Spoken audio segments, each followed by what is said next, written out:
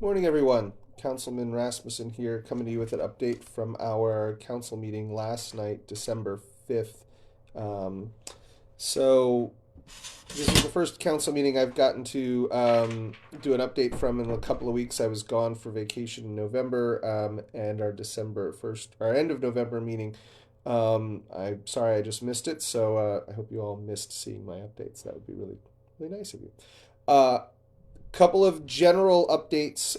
First and foremost, I know there were a number of people who got to attend our Veterans Day event that Councilwoman got put on. This is, I think it's the sixth year or so that the council has taken the opportunity to honor veterans in our community. You've probably seen these banners that hang up along Market Street and along Commerce Street in town that pay respect to those members of our community who've served in the armed forces.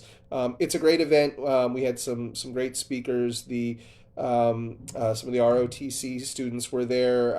Did a great uh, ceremony for missing soldiers. It was a very nice event. For those of you who were able to attend, I hope you enjoyed it. For those of you who weren't able to attend, try and come out one of the years. We don't do it on Veterans Day, but it's usually later in November.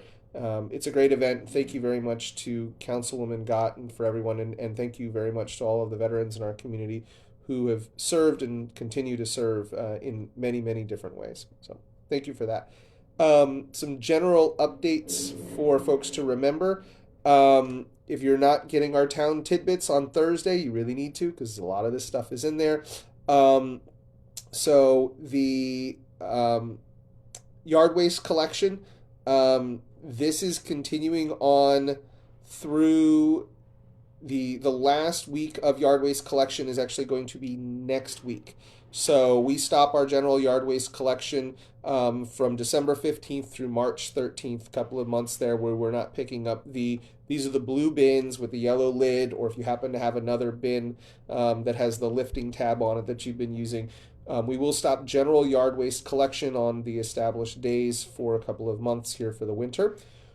Though we are continuing up. So if you have anything, get them in your bins, get it out. We actually just did some plants at our house this weekend where we cleared some things out to make sure that we've got it done before the end of the year. However, leaf collection, if you are raking leaves to the street, the town vac truck is still going around town, still picking up leaves through the end of December. And we will, as we have done in the past, have Christmas tree pickup.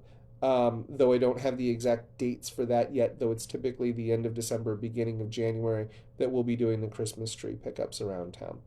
Though apparently you should take them all to farms for goats, I think is the thing that goats love Christmas trees. So just so you know that yard waste is going to be ending. If you've got stuff, get it out. Our yard waste collection day is today. My blue bin was out at the street when we left. And we have one more week to get those things out and also pay attention for leaf collection because that's going to be ending at the end of December. The couple of other events and things that are going on in town throughout the end of the month from December 18th through the 23rd, Citizens Hose Company is doing their gift wrapping again.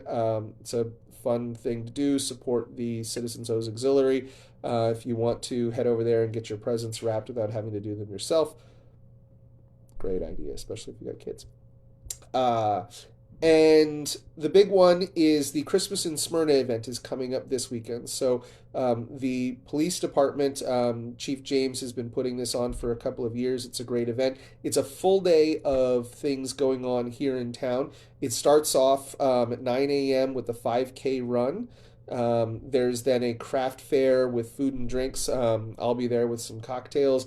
That runs from noon to 4. Santa is there from 1 to 4 for everybody to be able to get those last minute wishes in, and then in the evening there's the a light parade starting at 5:30, and then a tree lighting ceremony that's down at the municipal park. So that'll go until about 8 o'clock. We've got a full day of things for the Christmas in Smyrna stuff.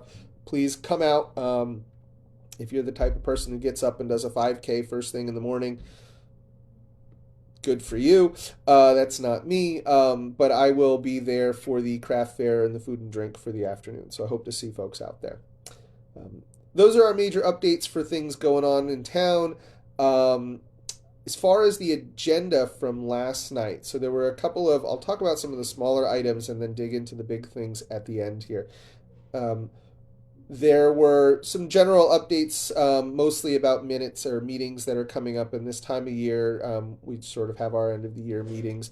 Um, the uh, One of the old business items that was there is approving an award for the East Commerce Street project. This is for lining the sewers. And actually, if you are over near Brickworks or off Locust Street, that there is work going on over there yesterday, and it will be continuing for the next couple of days. People mentioned this on Facebook last night because it does not smell very good. What they have to do, this project is cleaning the sewer lines, using chemicals and scrubbing them out, and then inserting a new liner. So rather than digging up all of the lines and replacing them, we're able to actually reline some of these pipes. It's much, much cheaper. It increases it basically is like having new pipes there. And it is a very cost effective and faster way of doing some of these infrastructure projects where we can do it. Not always available. Sometimes the pipes do just need to be dug up and replaced, but the relining project is underway. We just approved the second portion of that project. We're finishing up the first portion right now. We've approved the funding for the second portion of it. In total, it's a 1.2-ish million dollar project. This is finishing up the second of 3 phases of what we just funded last night. So, but it is one of our major infrastructure improvements that we need to make sure that some of our older infrastructure is able to handle the increased capacity and demand as the town continues to grow. So we approved the second portion of that, which is about a $450,000 request, almost entirely coming out of some of our ARPA funds, though we are having to get to that point where we want to make sure we're moving ARPA funding around from one project to another to make sure we fund the things that are most critical and most likely to get done in the time period we have to use all those ARPA funding. That was the only real old business item. There were a couple of things that were tabled, that were on the budget. So on the new business side, the community members from Hickory Hollow came. They had presented the council with a proposal for some improvements that they would like to make to Hickory Hollow. These include things like a playground, which is already done, a dog park, a walking trail, some ball courts, things that the members of that community would like to have. This was the HOA coming to the council to let us know what they're planning on doing and ultimately asking whether the town is able to do anything to support it.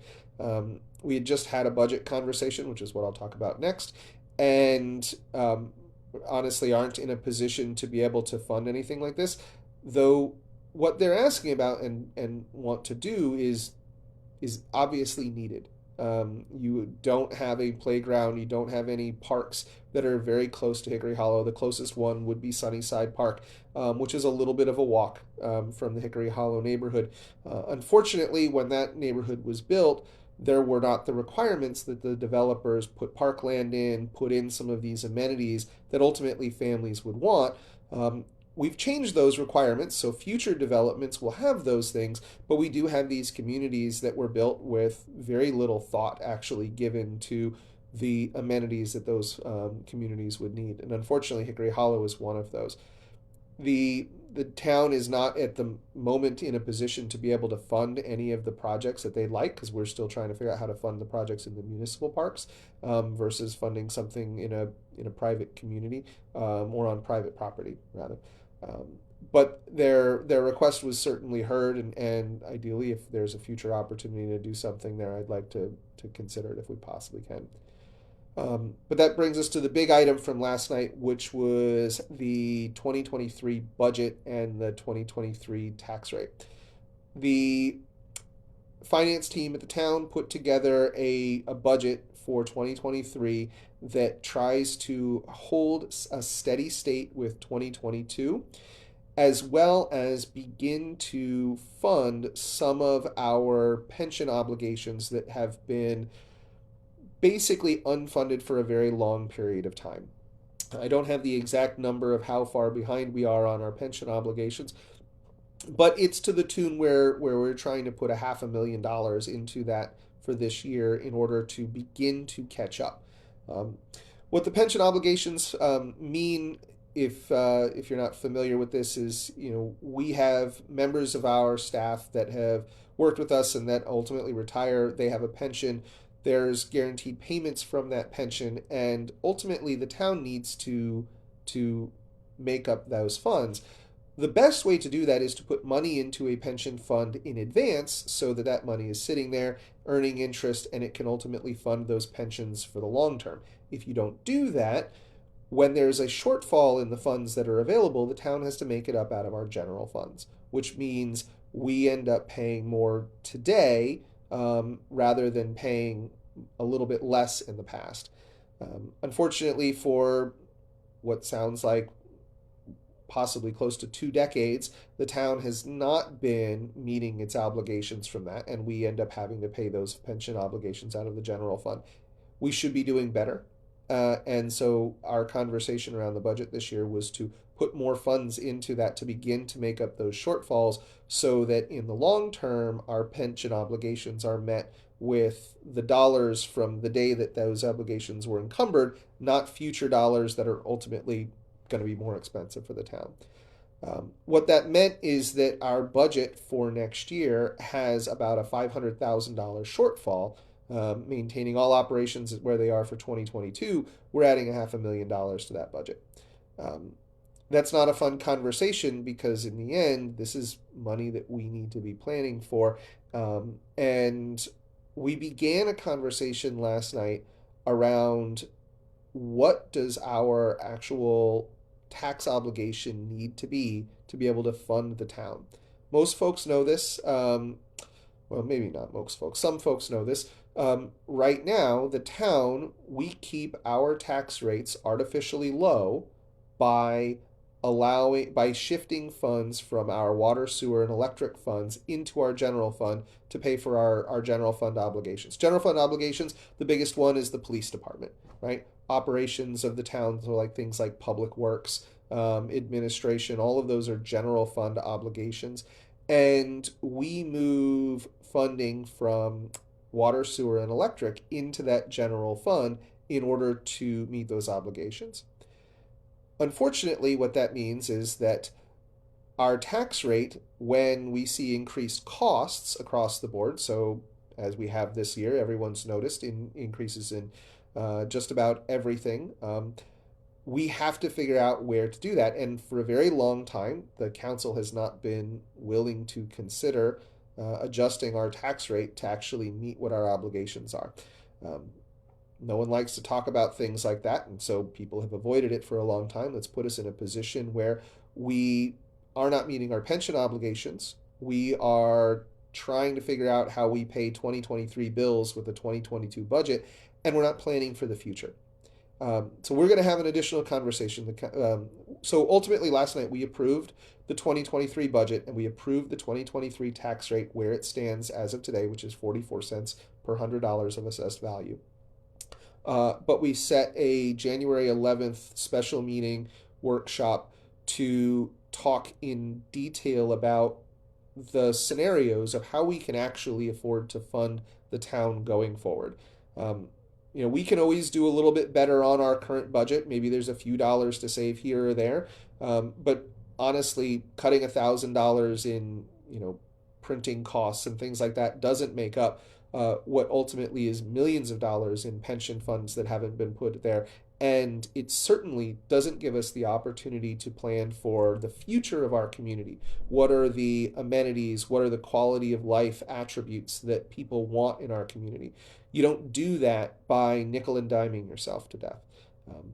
So we're going to have a tough conversation January 11th to dig into this, to look at some scenarios of what it means to meet our past obligations, to at least adjust for inflation so that we're not falling behind every year, which is basically what we've been doing, and to consider what it looks like to plan for the future of our community. to be able to invest in our parks, to be able to invest in our downtown, to be able to support the organizations that make this a great place to live. Because ultimately, those are the things that we're talking about on the chopping block if we're not willing to consider how we actually create sustainable revenue for our town. It's going to be a great conversation. So the budget is passed, the tax rate is set. However, we are going to be revisiting both of those in January to look for ways to both be better about spending the funds that we have and more realistic about what the future needs to look like to actually sustain and grow this community. That was the big stuff. It ended up being a really long meeting because we had a number of things for our executive session to talk about. But those are the big items that we considered for the general conversation last night. So to reiterate the things that you should have on your agenda for this weekend, Christmas in Smyrna is Sunday all day. 5K starting at 9 o'clock. This is all starts right down at the Smyrna Opera House. So you can head down there if you're interested in doing the 5K. I'll be there from noon to 4 with the holiday beverages, food and drink that's going to be going on. Santa's going to be there from 1 to 4. The tree lighting or the light parade from 5:30 until 8 o'clock with the tree lighting. We're finishing up with the tree lighting down at the park. So hope to see you all out for some of those events on Sunday. And remember, next week's going to be the last week for your yard waste pickup. So get those last minute trees trimmed and bushes pulled out for the fall. And you will still be able to get your leaves picked up if you rake them out to the street until the end of December. We'll have one more meeting before the end of the year. December 19th is our last council meeting of the year. So you'll have one more update. But hope everyone is having a happy and joyous holiday season so far. And we'll talk to you soon. Thanks.